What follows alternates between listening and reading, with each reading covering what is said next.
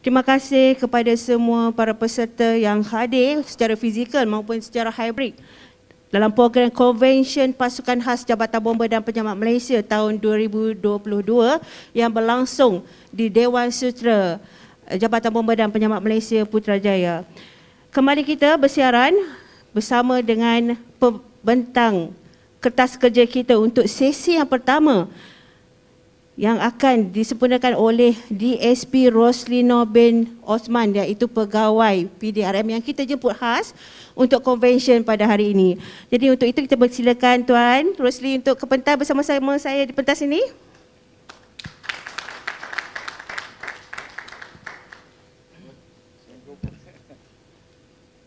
Assalamualaikum Tuan. Sihat Tuan ya? Terima kasih Tuan kerana sudi bersama-sama dengan kami di convention Pasukan Khas Jabatan Bomba dan Penyelamat Malaysia untuk tahun ini, dan kita harap akan ada lagi selepas ini Tuan ya. Okey, untuk pada pagi ini saya kenalkan dahulu penceramah kita iaitu DSP Roslino bin Osman yang bertugas di Maktab Teknik PDRM Bakri Johor, dan Tuan berasal daripada Pengerang Johor Tuan. Betul. Dan Tuan telah pun berkhidmat selama 36 tahun di PDRM. Boleh Tuan ceritakan sedikit biodata Tuan sebelum kita teruskan dengan kita punya pembentangan? Okey, Assalamualaikum warahmatullahi wabarakatuh.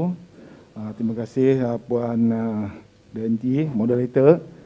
Jadi saya DSP Roslino bin Osman, berasal daripada Teluk Ramunia, Pengerang Johor. Sebagaimana tuan-tuan tahulah, kat sana ada industri oil and gas. Jadi memang kami selalulah tengok bomba ni agak sibuk kat sana. Jadi saya dah berkhidmat lama di dalam pasukan polis ni. Dah 36 tahun, dah nak sampai ke penghujung lah. InsyaAllah kalau tak ada apa-apa tahun depan saya jadi orang awam lah. Jadi sepanjang karier saya ni saya memang banyak dalam latihan lah. Latihan dan jadi di antara pegawai penguji lah di Maktab Teknik untuk pasukan polis ni. Okey, itu aja lebih kurang. Dan di belakang Tuan sekarang adalah pensyarah kanan pengajian kejuruteraan automobil dan marin Maktab Teknik PDRM Bakri ya Tuan ya? Betul. Betul, okey. Dan kita rasa bersyukur kerana di hujung-hujung perkhidmatan Tuan Bakri masih lagi sudi untuk bersama-sama kita berkongsi maklumat dengan jabatan kita. Dan tanpa membuang masa, saya mempersilakan DSP Roslino bin Osman untuk membentangkan kertas kerja beliau yang bertajuk Teknologi Motosikal Berkuasa Tinggi dan Kesannya kepada Teknik Kawalan. Dipersilakan Tuan. Saya di sana. Okey. Assalamualaikum warahmatullahi wabarakatuh. Jadi Jadi ini hari saya akan berkongsi lah dengan tuan-tuan apa itu motosikal berkuasa tinggi. Senang kata, orang kata apa, seeing the invisible, benda yang kita tak nampak. Kenapa yang ada, yang kita tahu motosikal lah kan. Jadi banyak perbezaan dia tuan-tuan daripada sejak zaman-zaman 70-an, 80-an sehingga sekarang ni. Kereta pun dah boleh bercakap, dah boleh berkomunikasi dengan kita. Jadi motosikal ni dia two wheels, dua roda. Bila dua roda ni risiko tinggi. Jadi kita perlu kenal sebenarnya mesin apa yang kita sedang kawal ni. Jadi bila kita dah tahu apa benda yang kita tengah gunakan ini, InsyaAllah kawalan akan lebih mudah, dan kita akan lebih yakin dengan apa yang kita tempuh lah. Daripada jabatan tuan-tuan, asal dahulu memang datang ke Maktab Teknik lah untuk TOT tak salah saya, untuk macam mana teknik-teknik kawalan bermotosikal. Ada tak di antara tuan-tuan sini yang pergi ke maktab masa tu? Tak ada tak apa. InsyaAllah kalau nak boleh dibuat semula kerjasama tu. Jadi kita akan berkongsi lah pengalaman pasal sebenarnya tuan-tuan sedia maklum, motosikal ni memang banyak kita gunakan di dalam pasukan untuk cawangan-cawangan trafik dan lain-lain lah. Jadi bila kita sebut tentang motosikal berkuasa tinggi ni dah tentulah kelajuannya lajulah. Laju, berat, dia punya berbagai-bagai lagi lah. Jadi saya mulakan dengan takrif lah, apa yang dikatakan motosikal tu. Motosikal ni dah tentulah kebanyakannya adalah beroda dua. Walaupun ada yang sekarang ni spider lah, macam-macam lah kan. Yang roda 3 pun ada, roda 4, ATV pun ada. Tapi takrif dia adalah kenderaan yang dua roda, berenjin serta boleh dilesenkan dan boleh digunakan di atas jalan raya. Jadi lazimnya sekarang ni motosikal menggunakan enjin petrol. Diesel saya tak jumpa lagi lah. Tapi kuasa bateri, kuasa elektrik dah banyak. Dia punya laju pun dah boleh mencecah sampai 100-150 km dah untuk bateri. Tapi ini hari kita akan berkongsi tentang teknologi motosikal yang menggunakan bahan bakar lah, iaitu petrol. Jadi dia motosikal ni bila kita sebut two wheels, ada hukum dia. Jadi hukum yang digunakan adalah dipanggil giroskopi. Dia macam basikal juga. Hukum ni motosikal hanya akan tegak bila dia bergerak. Kalau dia statik, dia akan tumbang. Kecuali lah kita taruh double stand ataupun kita tongkat dengan kaki kita. Jadi itu yang dikatakan motosikal. Jadi motosikal yang menggunakan enjin petrol ni sama ada 4 lejang atau 2 lejang. Yang itu saya takkan sentuh ni lagi. Apa dia 2 lejang, apa dia 4 lejang. Yang itu dia more on technical lah. Untuk kaki-kaki tangan technical ataupun mekanik. Dia perlu tahulah apa dia 4 stroke, apa dia 2 stroke. Jadi kebanyakan motosikal besar ataupun berprestasi tinggi generasi baru ni telah pun menggunakan sistem suntikan bahan api ataupun dikenali sebagai electronic fuel injection. Kalau kita dulu-dulu kita tengok motosikal gunakan apa agak-agak tuan-tuan? Untuk bahan api dia. Karburator, pernah dengar jadi karburator ni sistem dia mechanical lah. Yang suntikan bahan api ni adalah menggunakan elektronik. Kecepatan yang tinggi di setiap dia punya itu. Nanti kita akan tengok nanti apa yang ada di dalam electronic fuel injection. Kawalan terhadap kelajuan enjin motosikal dilakukan dengan memulas throttle. Pendikit itu bahasa Melayu lah dengan throttle. Untuk sistem ni saya go through secara sebentar lalu sajalah. Menggunakan magneto. Dulu kita pakai tendang, kick starter. Sekarang sudah pakai starter motor. Jadi itu di antara teknologi yang dah berubah lah. Transmisi ataupun gearbox. Jadi kalau tuan-tuan perhatikan, dia ada sangat berbeza dengan kenderaan, dengan kereta ataupun lori. Sistem gearbox dia sekali dengan enjin. Itu dia punya beza yang sangat ketara lah antara motosikal dengan kereta-kereta yang lebih besar lah. Dia sekali dengan enjin. Dia punya transmission dia. Jadi kebanyakan motosikal manual. Maknanya kita tukar gear tu secara manual. Walaupun dah ada sekarang ni skuter yang menggunakan CVT, continuously variable transmission. Yang ini itu lain. Untuk motosikal besar sekarang ni kita masih kekal menggunakan transmission manual ni. Jadi cara nak tukar gear dia, semua orang saya rasa dah tahu bawa motor. Kita akan tekan menggunakan kaki kiri sama ada ke bawah ataupun ke atas. Dan kebanyakan untuk motosikal juga kita akan menggunakan rantai untuk menggerakkan roda belakang. Belum ada lagi kot motosikal yang menggerakkan roda hadapan dia punya pacuan dia. Jadi untuk motosikal generasi baru ni juga rantai pun dia dah tukar kepada differential ke belakang tu, dia panggil axle tu, rear axle tu. Dia dah tukar kepada sistem mechanical yang lain lah, yang lebih kuat lah. Tapi ada setengah orang tak suka, dia suka pakai rantai lagi. Rantai dia punya free play dia apa semualah. Untuk motor-motor macam ST, jabatan tuan-tuan pernah pakai dulu kan. Dia tak pakai rantai. Dia menggunakan itulah yang saya cakap tadi tu.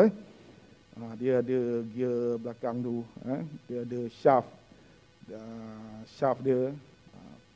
Jadi ada beza tu antara menggunakan rantai dengan menggunakan shaft.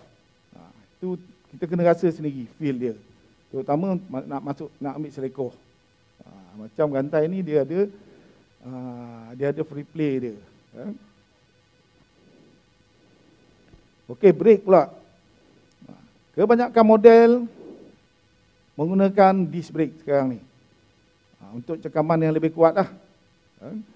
Kalau motor-motor yang lebih besar, superbike, dia ada sampai ada dua dia punya brake disc dia. Okey, yang ini saya akan pergi agak detail sikit lah. Pasal inilah sebenarnya yang dikatakan teknologi terkini untuk motosikal berprestasi tinggi ni. Iaitu electronic fuel injection.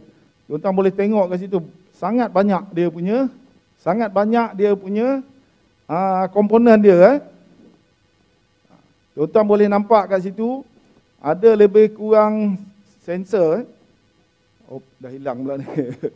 Dia punya sensor dia, tuan-tuan boleh tengok kat situ lebih kurang 10 ke 9 dia punya jumlah sensor dia.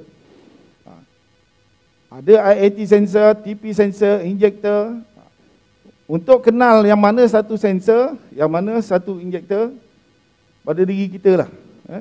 Kita ada sensor juga sebenarnya. Iaitu deria kita, deria mata, deria hidung, tangan kita boleh merasa panas dan sebagainya lah. Bila kita merasa sesuatu, otak kita akan proses dan bertindak lepas tu.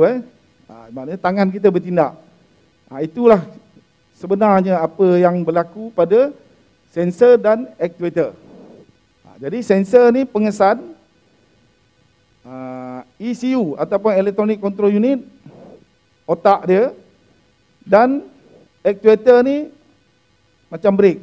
Brake tu aktuator, ataupun injektor yang suntikkan bahan api itu adalah aktuator. Jadi tiga benda je, sensor, ECU dan aktuator. Tiga tu saja sebenarnya komponen utama dia. Jadi adalah peranan-peranan dia tu. Sebagai contoh dia, kita tengok kat situ map sensor, TP sensor, IAT sensor. Jadi kalau tuan-tuan perhatikan di situ, yang pertama map sensor ni manifold absolute pressure sensor. Maknanya dia mengesan tekanan, mengesan tekanan. Throttle position sensor. Dia ni mengesan kedudukan throttle yang tuan-tuan pusing tu. Intake air temperature sensor, dia mengesan suhu, bacaan suhu. Engine coolant temperature sensor, dia ni mengesan pula suhu tuan-tuan punya coolant. Diikutilah dengan bawah-bawah tu, crankshaft position sensor, camshaft position sensor, engine control module. Jadi rumit, sistem ini rumit. Jadi memang kita bawa, kita tengok sebiji motor je satu unit, tapi sebenarnya dalam tu berserabut. Sensor-sensor ini menghantar isyarat ataupun signal kepada ECU dalam bentuk isyarat elektrik. Sekitar 0.5 volt aja. Dengan sangat pantas. Dia punya revolution per minute tu sangat laju. Jadi 0.5 volt tu dia laju. Jadi ECU tahu yang mana yang dia perlu collect maklumat ni. Jadi setakat tu saja dia punya, saya punya terangkan apa itu sensor. Dan kita tengok pula nanti apa kesan dia sekiranya sensor-sensor ini tidak berfungsi. Okey. Fungsi sensor pada enjin EFI merupakan komponen yang berfungsi untuk mengesan kondisi dari enjin sebagai input data yang dihantar kepada ECU. Berdasarkan data-data dari sensor, ECU akan mengarahkan aktuator untuk bekerja. Tuan boleh nampak tak? Boleh bayangkan tak? Macam kita kesan satu bau yang beracun misalnya. Otak kita proses. Ini bau gas beracun. Otak akan arahkan kaki kita lari. Macam itulah dalam sistem ini. Tak ada beza dia. Kita nak ambil selekoh, kita rasa macam geli je kita punya punggung. Sensor kita kesan dan kita nak terbabas tu. Benda-benda ni berlaku sangat pantas, tuan-tuan. Okey. Ini map sensor tadi yang mula-mula tadi, dia akan ukur kuantiti udara yang masuk dalam ruang bakar ataupun bahasa Inggeris dia combustion chamber berdasarkan tekanan vacuum pada intake manifold. Tuan-tuan tak payahlah pening-pening kan apa itu intake manifold apa. Cuma tuan-tuan fahamkan map sensor ni dia ukur jumlah udara yang masuk. Bagaimana dia bekerja, itu kita kena datang kursus lah. Apa itu map sensor, macam mana nak uji dia. Jadi sekurang-kurangnya tuan tahu yang tuan pulas throttle ni 11 sensor tadi tu bekerja. Bayangan sangat laju. Mechanical tak boleh buat kerja ni. Dia kena elektronik. Ini contoh dia lah. Macam mana cara dia buat kiraan tu. Memang hebat tuan-tuan ni, orang yang boleh terfikir nak buat benda-benda macam ni. Airflow meter atau mass air berfungsi untuk mengukur kuantiti udara yang masuk dalam intake manifold. Ini pula dia punya fungsi dia. Tanpa salah satu ni, enjin tak akan hidup. Ini bentuk dia lebih kurang lah, airflow sensor. Yang ini suhu udara tu sendiri. IATS sensor ni, dia suhu udara tu pun diukur juga. Ini kalau tuan-tuan tengok dekat kereta lagi nampak clear lah. Dekat motosikal ni dia tersorok. Kita tak boleh nampak macam dekat kereta tu. Tapi sama. Tak ada beza dia. Yang ni water temperature tadi. Ini throttle position sensor. Yang ini yang tuan-tuan pusing tu. Dengan tangan kanan tu, throttle. Dia akan ambil bacaan di sini. Berapa bukaan, sudut bukaan dia. Di situ dia akan calculate berapa bahan api yang dia perlu suntik. Ini dia kata, tuan aku nak suruh aku buat apa ni? Dia cepat dia kira tu. Dia akan sentiasa berubah.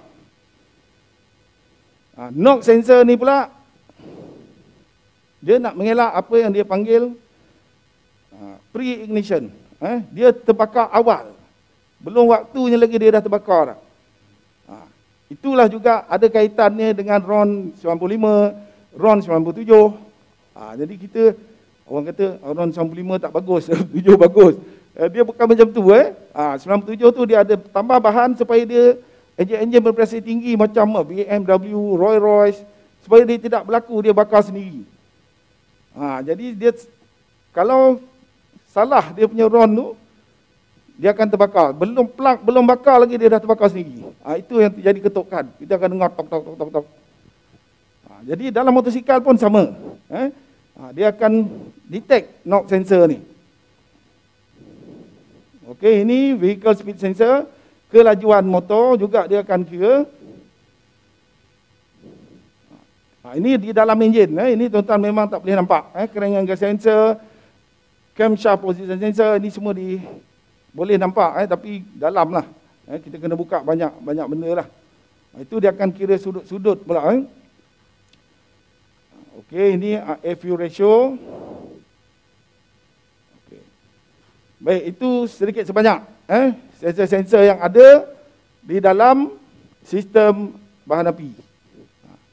Sebenarnya tak ada tujuan utama dia, bukan untuk laju, bukan untuk pick up. Agak-agak tuan-tuan, apa tujuan dia orang reka sistem EFI? Tuan yang depan ni boleh bagi ni tuan. Tuan apa? Farul. Agak-agak kenapa agak-agak direka sistem ni? Tak kisah, tuan bagi pendapat je. Ada kaitan dengan kerja tuan-tuan. Kenapa dia tak nak pakai carburetor? Apa nak pening nak buat ni, sensor ni berbelit-belit kan?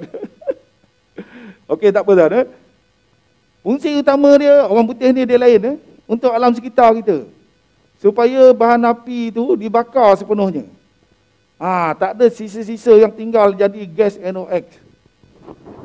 Jadi itu dekat dunia ni jumlah kenderaan lebih banyak daripada jumlah manusia. Tuan-tuan bayangkan kalau dia tak buat macam ni, kita dah lama dah dunia dia dah tak ada penghuni dah. Tapi orang Jerman kata nonsense, dia kata. Kilang keluar lagi banyak. Tapi itulah dia antara sebab dia buat benda ni. Kita boleh tengok sekarang kat jalan raya, mana ada kereta yang berasap sangat. Even apa lori pun, diesel pun sekarang dia panggil dah green kan.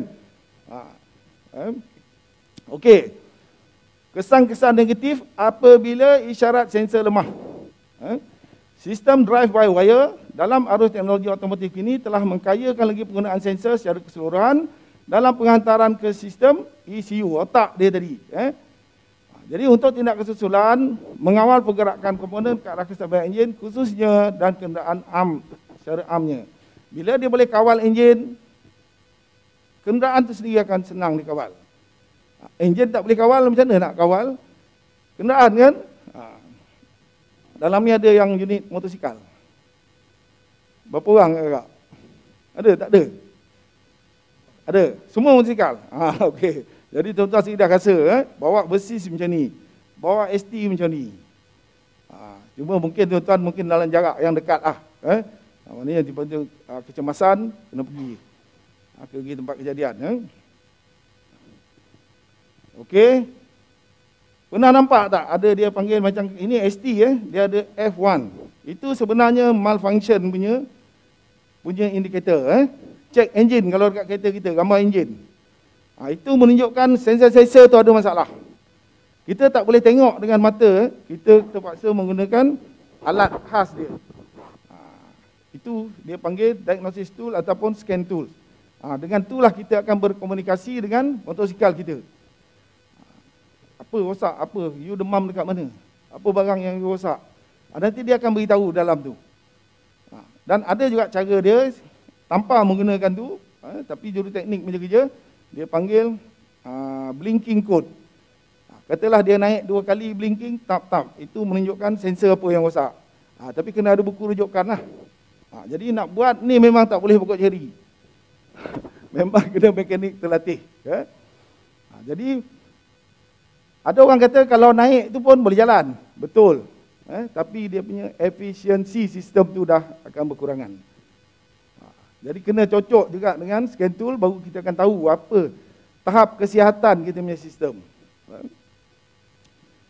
Okey, kesan dia kalau TPS rosak, enjin akan bergegar masa panas. Jadi kalau tuan-tuan ada kereta sendiri, motor sendiri ke nanti, rasa lain macam aja, kita dah tanam dalam kepala, ini mesti TPS punya rosak ni. Yang tuan-tuan pusing tu. Throttle tu. Dia punya throttle body ada di berhampiran dengan enjin lah untuk disupply bahan api. Di situlah sebenarnya ada masalah. Jadi orang tak boleh nak tipu kita dah. Bergegar je, bunyi kasar, enjin nak mati je. Itu TPS. TPS, kita boleh inilah. Manakala kalau knock sensor rosak pula, dia hilang kuasa masa kita nak speed. Bahan api akan banyak, motosikal pun susah nak hidup. Kita tekanlah starter sampai nak weak bateri. Tak hidup-hidup. Ini boleh jadi knock sensor. Okey, kalau oxygen sensor pula, oxygen sensor ni dia akan kesan bahan api yang tidak habis terbakar dekat exhaust. Maknanya bila dia tak habis bakar, maknanya oksigen akan lebih di dalam exhaust yang keluar tu. Dia nanti kurang presisi enjin untuk memecut. Maknanya kita nak potong orang tu semput sangat. Itu kemungkinan besar adalah oksigen sensor yang rosak. CPS pula, simptom dia kuasa pecutan rendah. Nak potong pun susah, kita nak laju pun susah, enjin berat. Cek, yang ini cek engine light akan naik. Yang tadi tu, yang saya tunjuk mula-mula tadi. Itu adalah masalah dia tu. Camshaft position sensor pula, yang ini dia mengesan. Dia mengesan komponen enjin bahagian atas tu. Dia akan jerk, ditulis kat situ. Coolant sensor yang ini untuk tuan-tuan punya coolant lah, yang ada air itu. Yang ini pula dia boleh menyebabkan meter bacaan dan juga boleh menyebabkan asap hitam. Dia detect di situ. Ini map sensor tadi. Meter pecutan tak boleh mencapai had maksima. Speed sensor, lampu tu akan naik. F1 tu adalah malfunction untuk enjin yang tidak bergerak lah.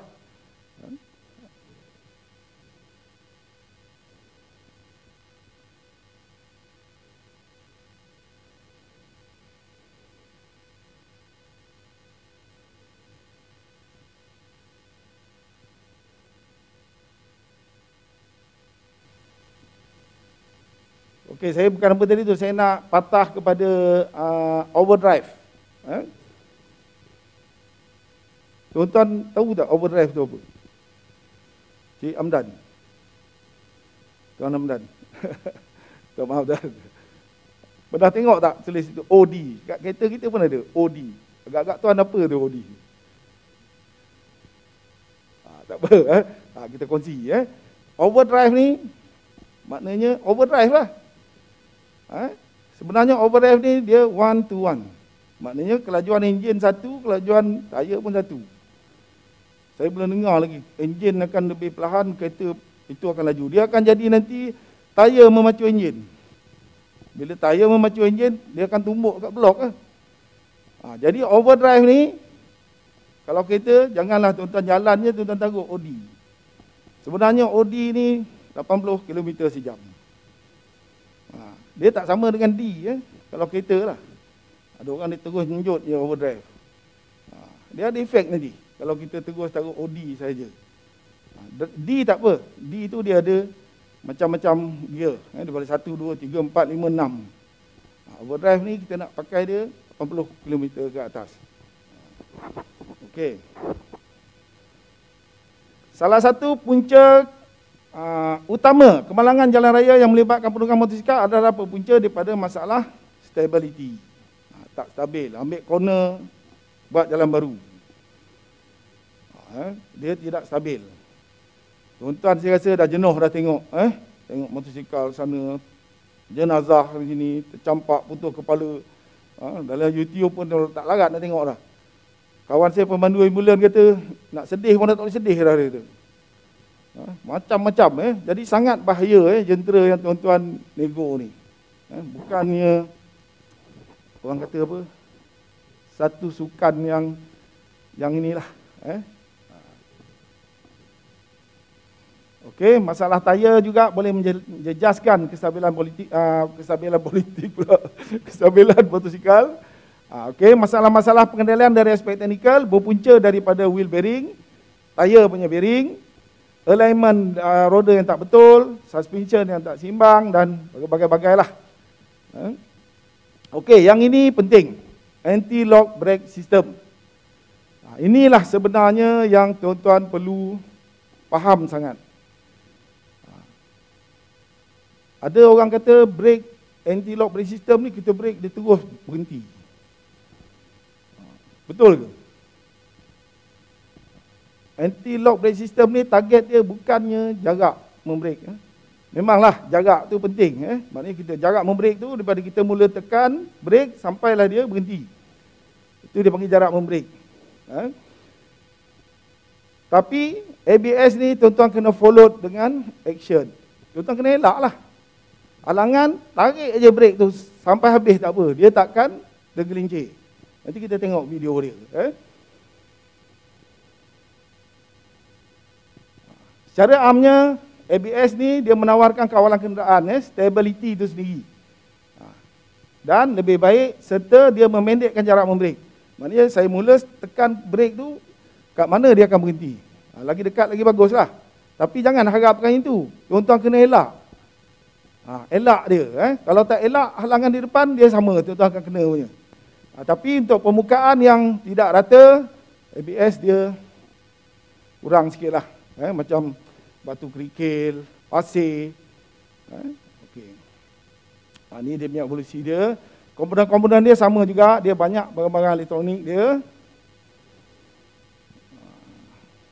Pengesan kelajuan. Ini signal dia, apa-apa yang ditunjuk tu lah. Jadi yang ni tak apa, kita tengok mana dia punya video dia. Okey, kesimpulan dia, motosikal berkuasa tinggi merupakan jentera yang dilengkapi dengan pelbagai sistem kawalan. Pengetahuan berkaitan sistem boleh meningkatkan keyakinan penunggang ketika mengawal motosikal. Kemahiran menunggang memerlukan pengetahuan dan kemahiran yang dapat melahirkan penunggang yang cekap dan selamat untuk dirinya dan orang yang ada di persekitaran. Okey, practice make perfect. Ini gambar-gambar saya kat sana dululah. Okey. Ini tak ada teknikal lah. Ini tentang macam mana tuan-tuan nak menunggang secara berhemah. Saya tahu tuan-tuan nak mengejar masa, mangsa tersepit. Tapi safety first tetap, tetap kita kena utamakan. Jadi apa keperluan untuk jadi seorang penunggang yang baik ni? Dia mestilah seorang yang bertanggungjawab. Dia mestilah boleh memberikan tumpuan. Dia pandai menjangka, buat satu jangkaan yang betul. Sabar dan yakin. Confident ni datang daripada apa? Confident ni datang daripada pengetahuan dan juga latihan. Dia tak ada knowledge, dia ada latihan saja. Tak boleh juga. Dia perlu ada dua-dua. Pengetahuan dengan skill. Skill dengan knowledge tu kena seiring. Okey. Yang dikatakan bertanggungjawab ni sentiasa prihatin dengan keselamatan kanak-kanak. Tuan-tuan nak cepat macam mana pun nak pergi tolong orang tu, kalau tengok budak-budak ramai kat tepi tu, berhati-hatilah. Dia belum cukup umur lagi budak-budak ni. Dia seronok tengok motor bomba, motor kereta polis. Orang tua pun sama. Orang tua ni dia dah jadi pada budak-budak balik. Macam saya akui lah. Saya kadang cik mata kat sini pun saya tak ingat. Mana cik mata aku? Emas kat dagu pun. Jadi dia balik-balik macam kanak-kanak. OKU, penunggang basikal. Sekarang ni musim orang gila basikal. Merata siang malam tuan-tuan boleh jumpa. Itu tuan-tuan kena jaga. Penunggang motosikal dan benda-benda ni lah. Dah banyak. Ini gambar sebenar yang saya ambil. Budak-budak seronok tengok kita ramai-ramai. Jadi apa yang dikatakan tumpuan tu adalah untuk memastikan anak menunggang dengan selamat, menumpukan 100% perhatian. Elakkan daripada menunggang kalau letih. Tuan-tuan dah 24 jam. Balik tu nak ikut konvoi pergi Krabi pula. Baru balik ni. Bang nak pergi mana ni? Pergi Krabi yang. Jadi letih, tak sihat, jangan. Ataupun kita memikirkan sesuatu yang lain. Kepala serabut. Peka, apa yang dikatakan peka ni pula? Penglihatan tuan-tuan mesti baik. Pendengaran mesti baik. Kesihatan baik. Minda tu stabil. Ada disiplin. Ini janji nak konvoi dengan member pukul 10. Pukul 12 baru datang. Tak ada disiplin. Otak nak katakan gila tak gila lah. tapi otak dia serabut. Jangan. Kesihatan pun sama. Makan ubat pagi aja dah 10 biji. Carilah hobi lain. Ubat 10 biji, tengah hari 15 biji tuan-tuan ubat. Tak payah, bahaya tu will ni. Jangkaan, merancang lebih awal dan bertindak segera untuk menangani perubahan yang berlaku di persekitaran anda. Ini sangat penting. Tengok keliling kita tu nampak teksi berhenti. Ini mungkin orang akan keluar. Bas berhenti, mungkin kanak-kanak akan melintas tapi tak nampak lagi. Macam-macam benda-benda ni. Kesabaran merupakan nilai yang baik, tak cekap, tingkah laku yang buruk, biasa kita tengok kat jalan. Tunjuk isyarat tangan lah. Sedangkan dia sama juga, langgar lampu, nak kejar lampu, traffic light merah. Kalau kita layan benda-benda macam ni, dia akan jadi konflik lah sekali bergaduh. Itu yang mati kat tengah jalan. Pasal apa? Sikit je hal je. Banyak kena sabar dekat jalan raya ni. Kita jangan amalkan menunggang dengan semangat nak bermegah atau bertanding. Selalu tadi saya datang pun tadi saya tengok, orang ni cabar dah berlumba dah. Dah tak peduli dah. Kat Putrajaya ni tadi. Saya tengok geri je, saya kata ni ada panggil abang bomba ni. Sentiasa amalkan bersabar dan tenang. Tapi kat jalan kalau tenang sangat pun susah juga, marah orang kan. Tenang je. Orang nak cepat kan. Yakin, macam mana kita boleh dapat yakin? Kemahiran bertimbang pengalaman. Kemahiran kita kena buat latihan. Pertimbangan kita mesti pandai lah macam mana kita nak timbangkan keadaan trafik tu dan juga pengalaman lah. Ingat, mengambil risiko akan menyebabkan kemalangan. Tuan-tuan tengok grup marshal yang tak apa-apa ni masuk, tuan-tuan tengok tu, dia masuk orang punya lorong, dia salah ke tepi. Dia nak ikut macam polis buat. Okey, ni bahaya. Apa yang dikatakan bahaya ni tuan-tuan tahulah. Bahaya ni macam roundabout, puncak bukit. Jalan kat Malaysia ni banyak. Puncak bukit, roundabout, selekor tajam, jambatan sempit. Tuan-tuan tengok dua garisan berkembar tu, janganlah potong. Memang tempat tu bahaya. Okey, ini semua. Tuan-tuan tengok tu, gajah nak disuruhnya ke tepi. Macam mana kawan tu nak ke tepi, kawan tu besar. Disuruh juga tepi. Ya. Jadi membrek saya dah panjang lebar tadi. Nak memperlahankan kenderaan ni ada dua cara. Brek dan juga kita lepaskan throttle. Dua tu je cara dia. Okey, hubungkan perhatian. Saya dah sentuh tadi. Apa yang tuan-tuan nampak? Okey, ini selekoh. Selalu orang buat jalan baru. 5 perkara yang mempengaruhi pemilihan kelajuan yang tadi tu. Semasa lalu selekoh, pandangan ke dalam selekoh. Kita dah nampak dah selekoh kita nak masuk corner tu, lagi tajam lagi tuan-tuan kena perlahan. Sebelum masuk selekoh tu lah tuan-tuan dah berhenti. Nak brek kuat, masa cepat lurus. Jangan dalam selekoh tuan-tuan brek kuat. Jadi ini perkara-perkara yang tuan-tuan perlu tengok. Yang mempengaruhi pemilihan kelajuan yang sesuai semasa melalui selekoh. Jangan malas tukar gear masa masuk selekoh. Kita tengok laju, tengok member nak pergi mana, main lap lah. Main lap, arwah lepas tu. Memotong pun ada peraturan dia. Jangan sebabkan kenderaan yang tak dipotong atau yang sedang. Memotong, mengubah hala atas kelajuan. Dia nak terpaksa bagi lorong bagi kita untuk kita lalu. Elakkan bersaing 3 kenderaan. Maksudnya, ni dah ada kereta, kita potong, sini ada kereta, dah 3. Bukan maksudnya 3 tu bersaing. Dalam masa yang sama tu ada 3 kereta di situ. Okey, membuang, melincur terbabas ni banyak sebab lah. Di antaranya jalan licin.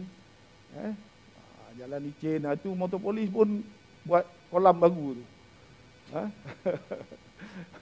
Dia tak kira siapa pun kalau ada terbabas lah.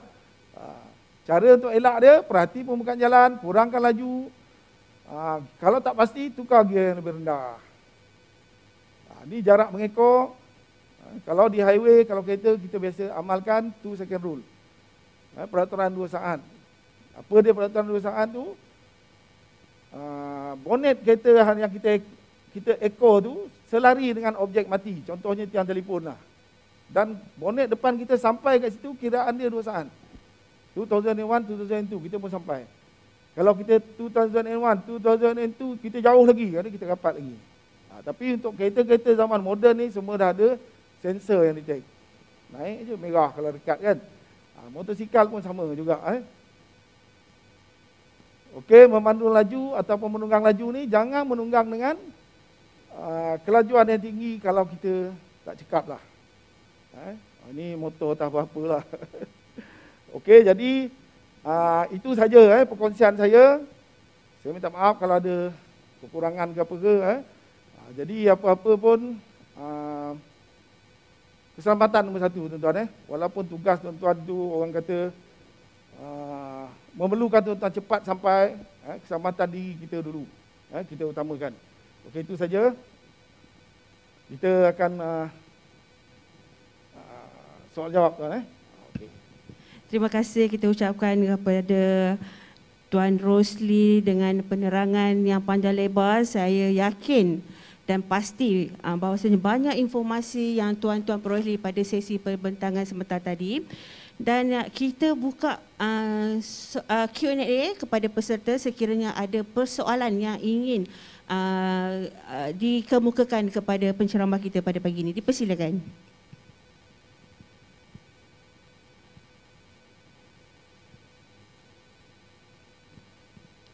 Boleh tuan kenalkan nama dan tempat bertugas tuan? Assalamualaikum warahmatullahi wabarakatuh. Selamat pagi tuan.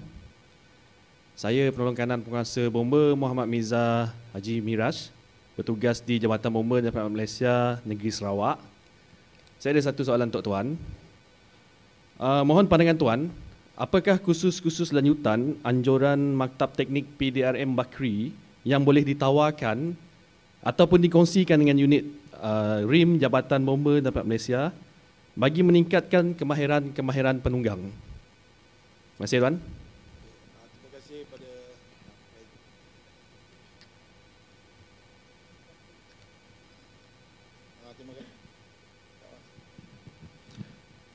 Terima kasih pada tuan yang apa tadi yang bertanya tadi daripada Sarawak Ya, Okey. Tentang kursus-kursus ni, kita sebenarnya customize. Kita akan reka bentuk apa permohonan yang tuan ajukanlah. Apa jenis kursus yang tuan-tuan nak. Jadi kita akan buat perbincangan, kita akan bangunkan dia punya silibus dia. Jadi tak ada masalah kalau tuan-tuan nak buat kursus apa pun. Tapi memang kena melalui bahagian latihan Bukit Aman lah. Tuan-tuan hantar ke sana, nanti kita akan buat satu sesi perbincangan. Apa kursus yang tuan-tuan nak, jadi kita akan bangunkan dia punya reka bentuk latihan tu lah. Dari pergi pengisian dia, dari segi masa dia, tahapnya, apa dia punya dan siapa dia punya calon-calon dia. Jadi G2G ni bagi saya tak ada masalah lah. Saya harap menjawab soalan tuan. Ya Tuan, terima kasih Tuan. Terima kasih diucapkan dan kita buka lagi satu lagi soalan kepada peserta yang ingin anda kemukakan kepada Tuan Rosli. Dipersilakan. Sebenarnya kita banyak sangat persoalan nak tanya Tuan, tapi disebabkan masa mencemburi kita, jadi kita buka dua soalan untuk pagi ni Tuan. Okey, tak apa. Assalamualaikum dan selamat pagi Tuan. Saya Timbalan Penguasa Bomba 2, Zukri Syafi'i, dari Jabatan Bomba dan Penyelamat Malaysia Negeri Kelantan. Soalan saya mungkin keluar sikit dari topik yang kita bincang tadi. Mengikut Akta Polis 1967 dan Akta Pengangkutan Jalan 1987 memperuntukkan dengan memberi kuasa kepada pegawai polis, pegawai JPJ dan juga warden trafik pihak berkuasa tempatan untuk mengawal lalu lintas di jalan awam.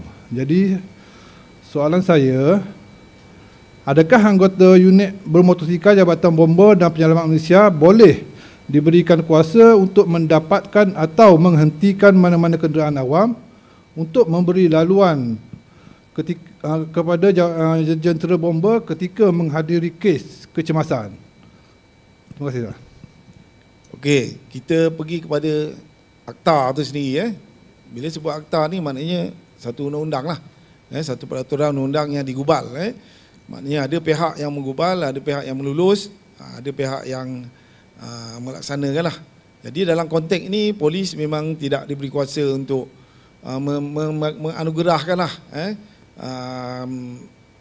kepada mana-mana pihak lah yang untuk menahan, mengubah, mengalir lalu lintas tadi. Akta polis tu sebenarnya untuk polis saja. Jadi bila sebut tentang akta ni, dia tak boleh lari daripada parlimen lah. Ada judiciary, ada legislatif, ada eksekutif. Dia orang akan bahaskan di dalam parlimen, akan keluarlah satu peraturan. Itu di peringkat tuan-tuan lah, yang perlu tu bukan diajukan kepada polis. Polis memang tak ada kuasa tu. Kita pun agensi pelaksana. Jadi kalau kecemasan tu saya rasa amalan sekarang memang tuan-tuan tahan pun kan. Orang berhenti juga ke. Tapi itulah daripada aspek undang-undang tu dia masih tak boleh lagi. Jadi masalah nanti macam ambulan juga kan. Apa-apa pun keselamatan boleh, tapi walaupun traffic light merah ke, tapi selamat dahulu. Tapi bukan undang-undang yang kata. Jadi saya pun banyak juga beri ceramah dengan ambulan apa semua. Dia orang pun menghadapi masalah lah ni. Orang tak bagi kerjasama. Lagi satu tentang bila kita ganggu jalan raya ni, kita perlu tahu yang datang daripada kiri, daripada kanan, banyak dia punya kaitan ni sebenarnya. Sebab itulah dia hadkan perkara ni. Kita mungkin nampak jalan kita tahan dekat Putrajaya, tapi kat Cyberjaya pun terpengaruh dengan apa tindakan kita tu. Aliran dia tu macam aliran darah dalam badan. Jadi macam polis ni agensi dia ramai, memang dia duduk di jalan raya.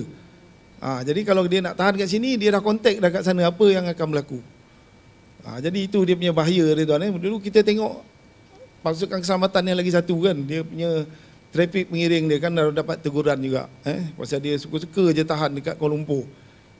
Kuala Lumpur tuan-tuan tahulah, silap aja tahan. Dia akan susah.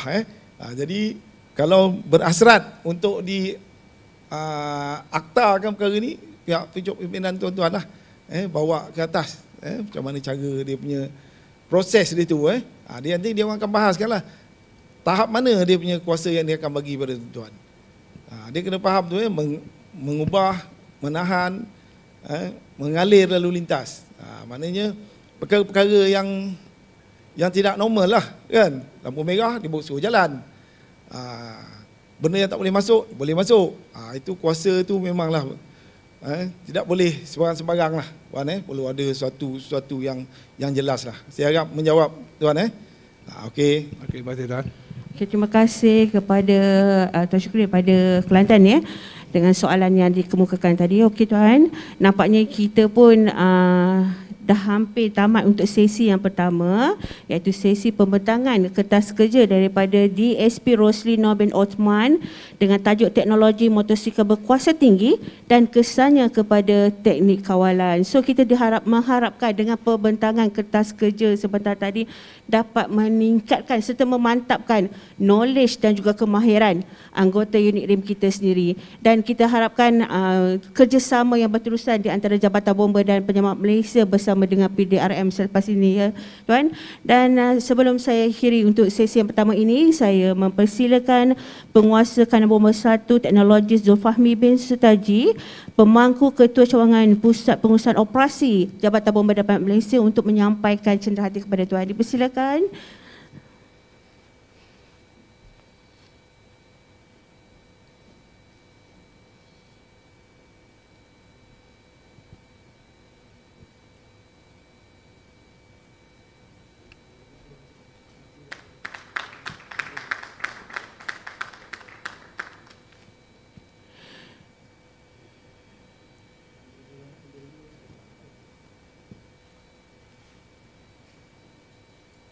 Terima kasih sekali lagi kita ucapkan kepada DSP Rosli Noor bin Othman daripada Pensyarah Kanan Pengajian Kejuruteraan Automobil dan Marin Maktab Teknik PDRM Bakri. Terima kasih diucapkan, dan kita akan bersambung dengan sesi yang kedua, iaitu kertas pembentangan kedua daripada penceramah dari negara Filipin. Sebentar sahaja lagi.